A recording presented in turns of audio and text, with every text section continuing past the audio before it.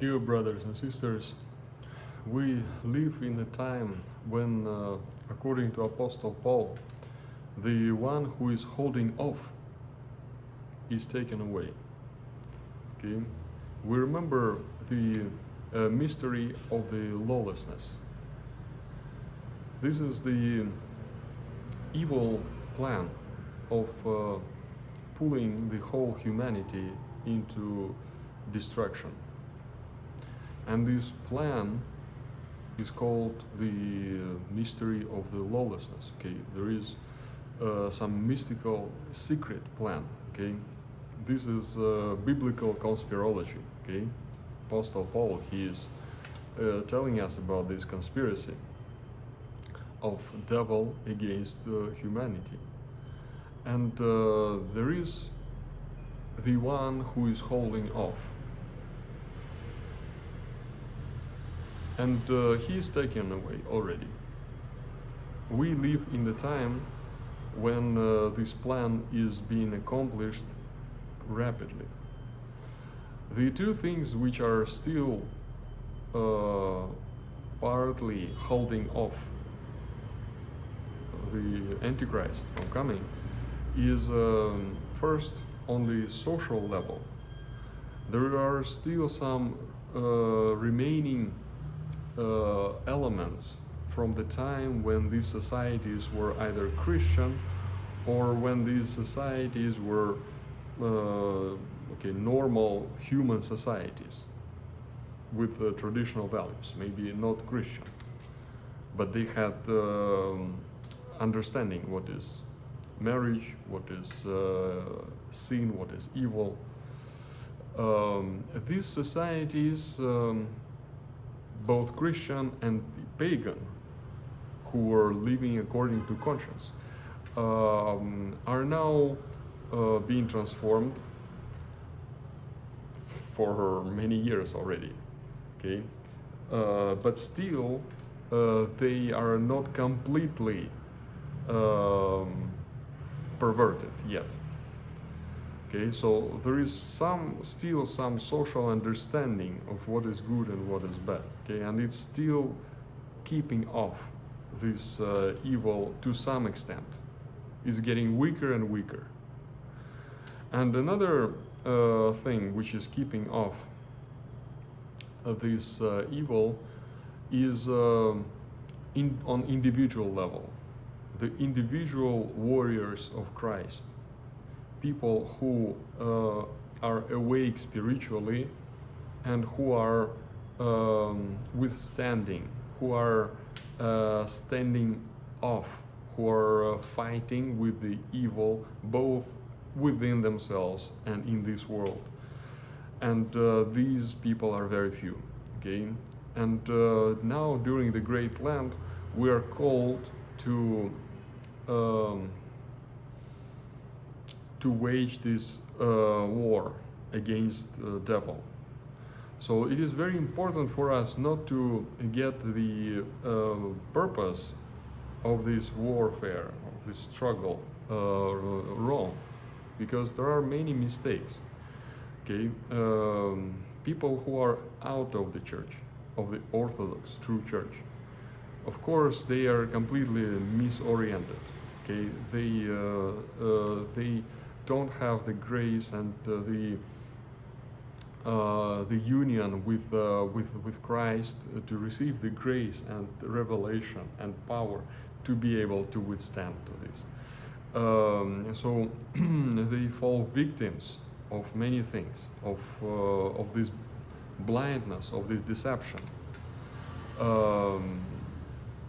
But unfortunately, even the Orthodox are very often they fall victims of this deception, and the reason is that the goals are either fake, or we take secondary goals and we make them the primary goals, okay, of this struggle. What am I talking about? Okay, some people say that the goal is not to sin. Well, it is an important goal, but it's not the main goal. Um, the more important goal, of course, is to fight with passions which cause this sin.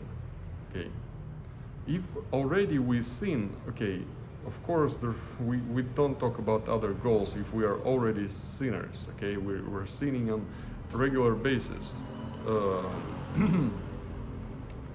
We need to do away with this sin and fight with the passions which cause this sin. However, this is not the only goal. Okay, some goals which are also not the primary goals. They include, okay, to believe in the true way. Okay, to remain orthodox, not to slip away into heresy, into schism, like, okay, become, I don't know, Protestant or Catholic or something else. You go away from the church, from the true faith. Well, this is a goal. However, this is not the primary goal. It's a secondary goal. Because the Jews of the time of Christ, they were standing in the true faith. They were Orthodox. However, this did not save them from deception and from the blindness of not seeing who is the Messiah.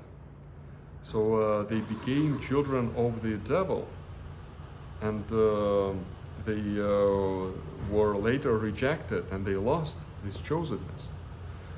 So it's not enough just to preserve the true faith, that you believe in the right way, there is no error, no mistake, okay, no heresy in what you believe.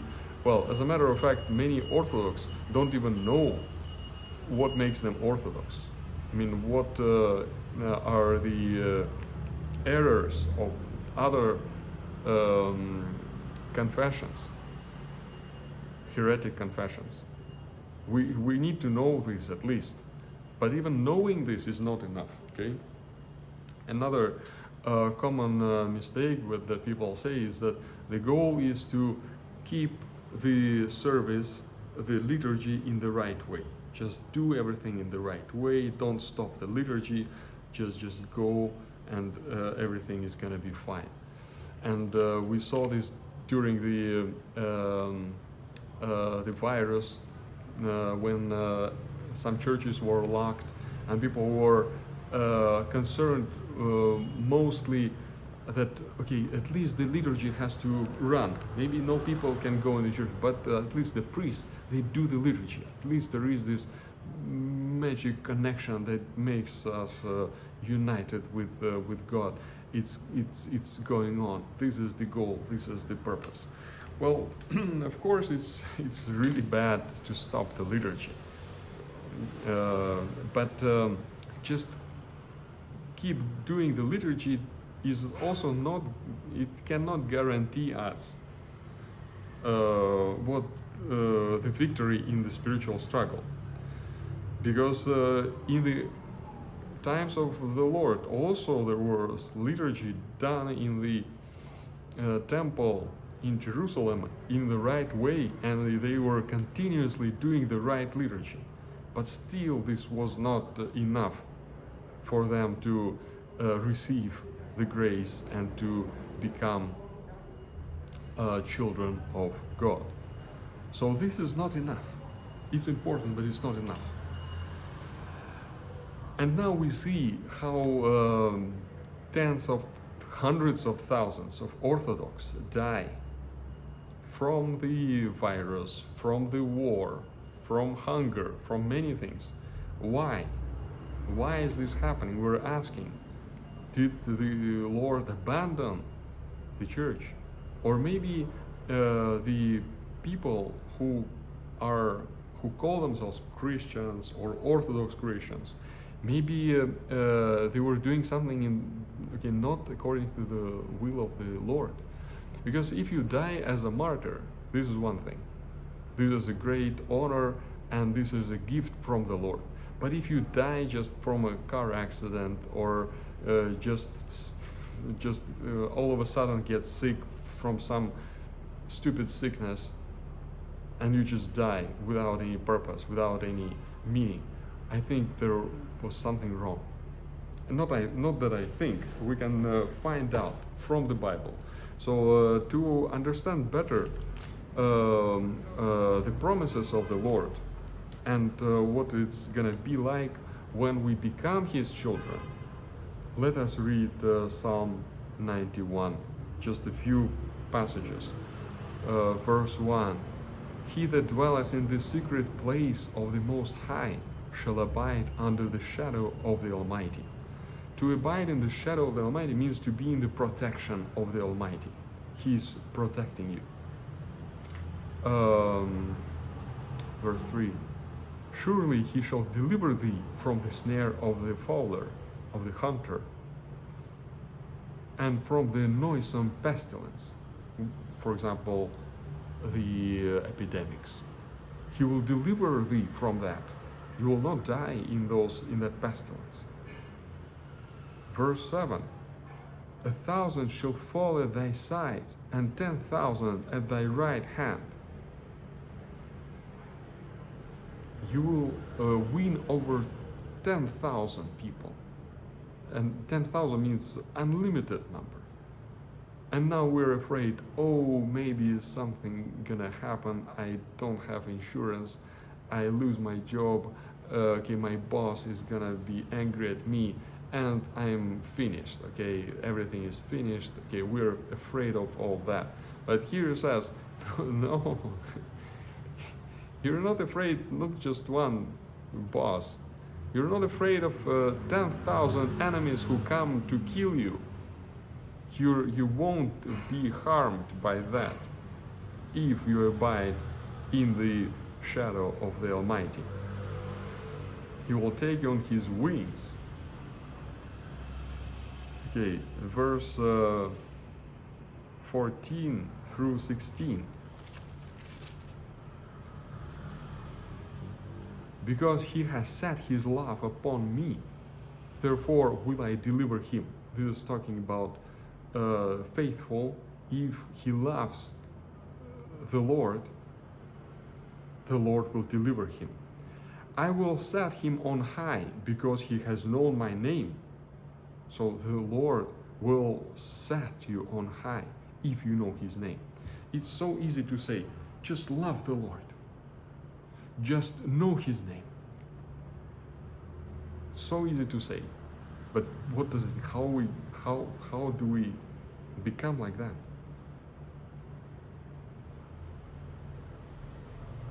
I will be with him in trouble.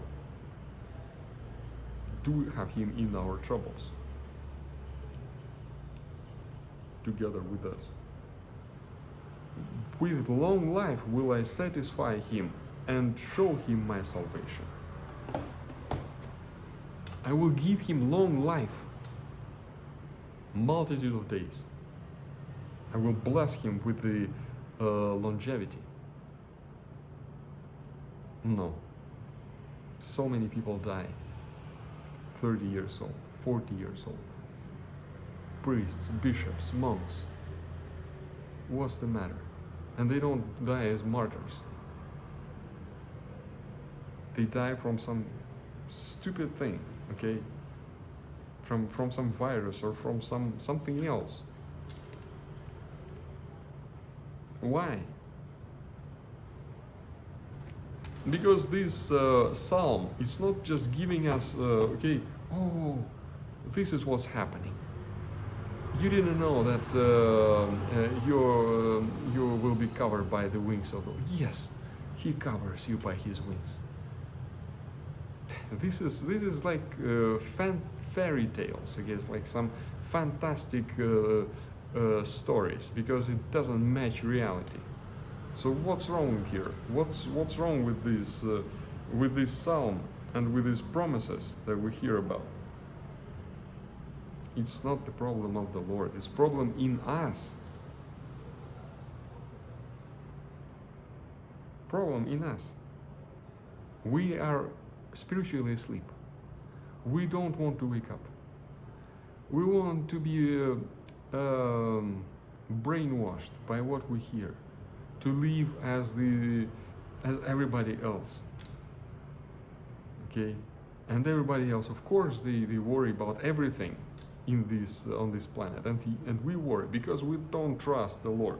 So we're worried about losing our job, about having a fight with our spouse, about so many things. Okay, because we don't trust the Lord. We need to learn how to trust Him. We need to awaken our heart and love Him and search for His truth and His righteousness and His will every day from morning till night. This can make us children of Christ. Not just observance of liturgy, not just keeping the right faith, and okay, this is very suitable for sleeping, for spiritual sleep. Okay, now I know I'm Orthodox, so I have the right faith. Okay, now I know I do divine liturgy, everything in the right way. I'm fine. Everything is fine. So I just go asleep. I don't have to worry about anything. And we become alienated from God. Our prayer becomes just reading some like mantra, okay, just reading some. Our faith becomes like superstition. So many people say, oh, what will happen? Now we have the big monastery in Kiev. The government is about to chase away all the monks, and people are saying, even some of the monks and priests, they say, well, what happened will happen. What the Lord will give, it will happen. This is spiritual sleep. The Lord He can change everything if you trust in Him. If you rely upon Him, 1,000 will fall from your side, 10,000. If you trust in Him, if you hope in Him. If you don't, of course, 1,000. Just one person will come and he'll kill you. So it's not about whatever He decides, that's gonna be the case. And we just go and we fall asleep. We keep sleeping. This is the logic. This is like we run away. It's a capitulation. We surrender. We surrender to the evil by saying everything is gonna be like God decides. This is believing in the fortune, which is paganism. So this is the problem that we have. Let us awake. Let us set this goal that we wake up spiritually, that we kill off our passions, that we fight with our own sins and bad habits, that we are striving to learn more about the Lord, about His will, do something to minister Him, to live according to His commandments. Every day, accumulate the treasures in heaven. May the Lord help us, give us this understanding why we fast, what struggle, what spiritual warfare is. We feel this evil power trying to seduce, trying to be against us. Okay, Satan means the one who is opposing the adversary. He's opposing God and His church, those who are alive in His church, not those who are sleeping, who are fine, because they persuade themselves that everything is fine. And of course, no need to oppose them because they're asleep. May the Lord help us and give us His blessing, give us strength, give us revelation, give us spiritual growth during this Lent, and victory over all adversaries. Amen. God bless.